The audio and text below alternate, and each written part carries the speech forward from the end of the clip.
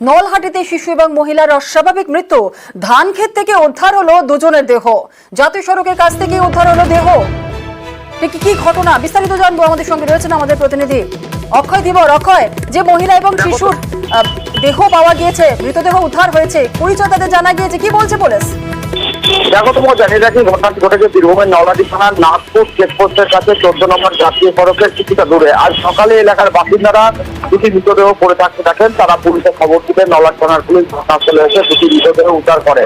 এলাকাবাসীদের যেটা অনুমান, মৃতরা সম্পর্কে মা ও পুত্র হতে পারে এবং উদ্ধার হওয়া মৃত যুবতীর বয়স আনুমানিক 27 থেকে 30 বছর এবং মনে করা হচ্ছে যে তাদেরকে খুন করা হয়েছে এবং পরিত্যক্ত অবস্থায় ধান খেতে ফেলে দেওয়া হয়েছে। তারপর নলহাটি থানার পুলিশ ঘটনাস্থলে যায় এবং মৃতদেহ উদ্ধার করে।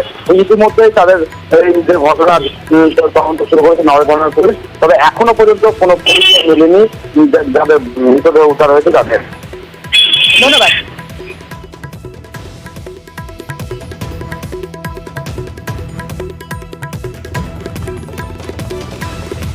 বাচ্চার মা এক জায়গাতে পড়ে আর বাচ্চাটাকে অন্য জায়গায় ফেলে রেখেছে।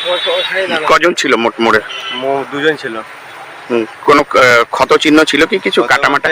মেয়েটাকে এখানে হয়তো তলপেটে চাকু মেরেছে আর বাচ্চাটাকে এখানে মেরেছে পিঠে।